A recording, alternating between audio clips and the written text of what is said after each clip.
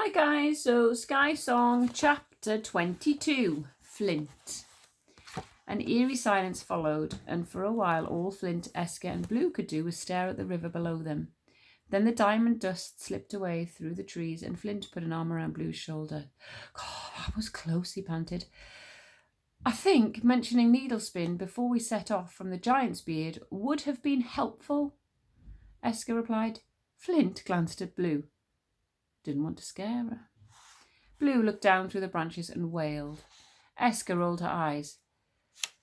Because finding out this way was so much better? Flint turned to Blue and hauled her onto a sturdier branch. Then he looked at Esker. You and Balapan saved us back there. We'd never have survived all that without you. Esker grinned, then she looked around. Maybe don't tell Tompkin we got Blue jammed into the top of a very high tree. Blue pulled at a branch. We tell Ma. Flint laughed. Let's kick these skis off and climb down. Balapan was waiting on a rock at the foot of the trees, and as they clambered through the lower branches, Flint watched as he swooped to Esker's shoulder and leant against the girl's cheek. Esker stretched up a hand and ran it over the eagle's wing, and Blue shuffled through the snow towards the eagle. Want to hug Bala? It was the name Blue had started using for the eagle, and neither Esker nor Flint had corrected her. I'm not sure eagles are very good at hugging, Esker said softly. Animals are a bit different from humans. Blue tilted her head. Animals hug, just not with arms. And as she raised her little hand towards Balapan, the eagle loosened her wing and brushed it against Blue's palm. There, hug, see? Flint ruffled her hair. I'm proud of you, Blue. You were brave just now, really, really brave. They shared out some mountain cranberries and water.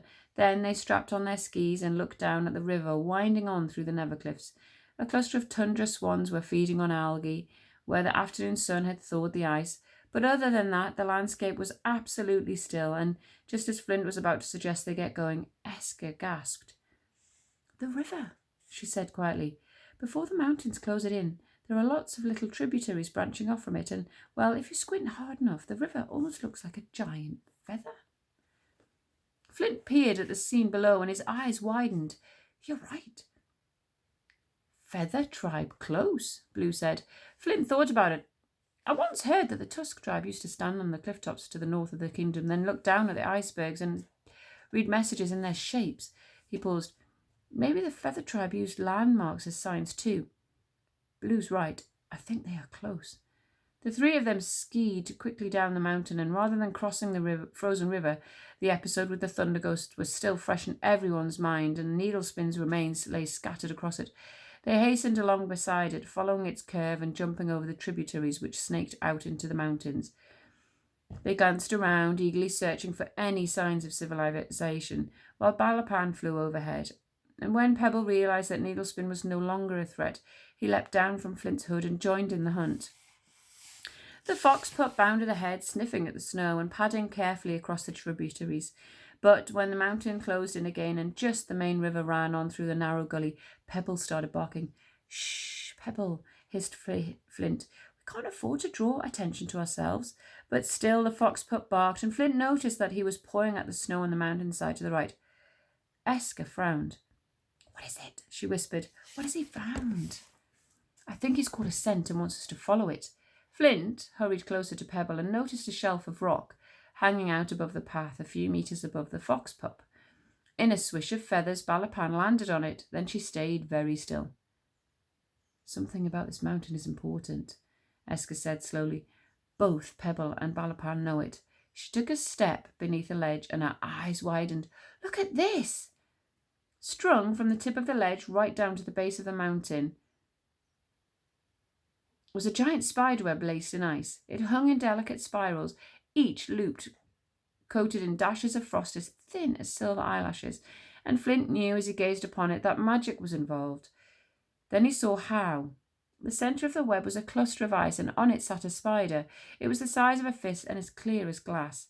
An ice spider, Flint murmured. They usually spin ice unless it's a clear night, then they spin moonlight. He paused. It's beautiful, but how is it going to help us? They watched quietly as the spider left the middle of its web. Then Flint understood.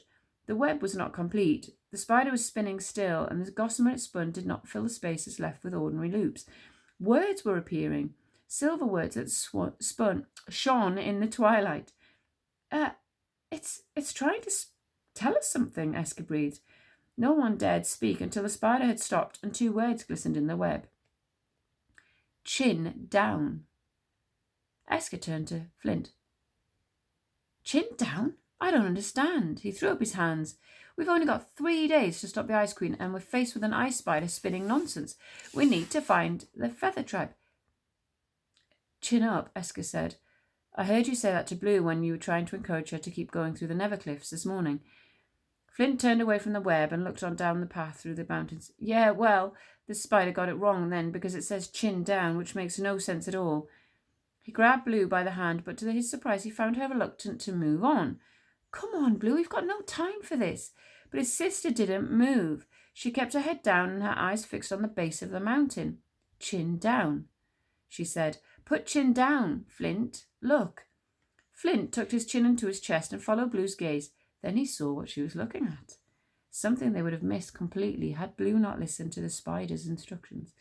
There, nestled into the base of the mountain, was a very faint dome-shaped crack in the snow, as if perhaps someone had opened a way into the rock not so long ago.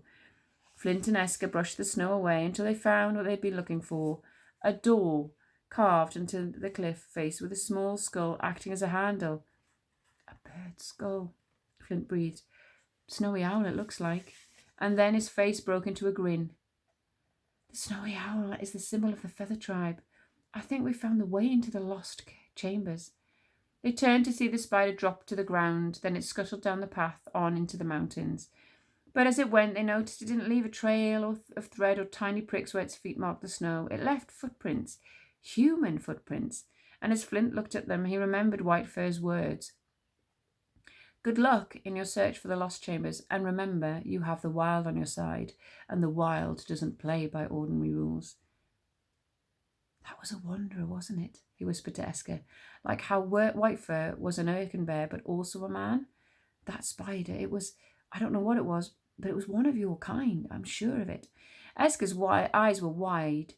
Do you think one day I'll learn how to shape-shift into wild creatures? Flint smiled. I wouldn't put it past you. He looked at his little sister. You were right to trust that spider, Blue, to wait until you understood what it was saying. Blue nodded. Aye, clever. And though Flint was used to waiting for Blue, used to her dawdling behind and not understanding, this time she took his hand and, shivering, led him to the mountain. Esker followed with Balapan on her shoulder. They were in a passageway large enough to stand in, and balanced on the rocky ledges either side of them were halved eggshells of every colour imaginable, speckled green, turquoise, mottled, purple, gold, and inside each one a candle flickered. Flint pulled the door shut behind them, then his eyes travelled over the eggshell as they walked on. Peregrine, pintail, lesser snow goose, red-winged sparrow, mountain bluebird. This is the Feather Tribe, all right. Only they would know where to find the eggs of birds like these. And then he gulped as he remembered the reception his tribe had given Esker. He slid a glance at his friend, who was equally looking nervous. Just leave the conversations to me, he said. Esker nodded. Then she laid her hand on Balapan's talons, and Flint thought it looked a little like the girl and the bird were walking hand in hand. Pebble hurried ahead, but after a few moments he stopped and cocked his head to one side, because blocking the way ahead was a large bird with a long scooped neck and a fan of white feathers that filled the entire tunnel. It looked like a peacock, and yet its colouring was completely different. This bird was as white as freshly fallen snow. Flint blinked. That's a moonflit! Esker gulped. Is that good or bad? I didn't come across them in my training. Flint rubbed his eyes. Neither. It's just unlikely. Impossible, even. These birds have been extinct for centuries. Esker peered closer. Look at its feathers. Each one has a circular pattern on it. Flint nodded. Eyes, our ancestor used to say, because moonflits can see beyond ordinary things, into hearts and minds, and Esker squealed. Blue squealed as the white markings flicked to fraction to reveal hundreds of grey, staring eyes. I don't know how the Feather Tribe got hold of this creature, but I think it's acting as a guard, Flint whispered. I think if the Moonflit lets us past, it means it trusts us. Very slowly, the feathered eyes opened and closed, and then the bird lowered its tail feathers into a sweep of white and backed into the shadows so that the group could see what lay beyond. Darkness. A space so black there was no difference between blinking and keeping your eyes wide open. Flint lifted Pebble into his hood, then, holding Blue's hand still, he shuffled forward. Esker tiptoed after them. Is it a dead end? Blue moaned. I want home. Flint, tired and cold. Flint squinted into the black, but just as he was about to speak, there was a creak and then a click behind them. And he knew immediately what had just happened. A door in the dark had been closed. They had walked straight into a trap. And we're going to leave it there. I will see you tomorrow. Bye-bye.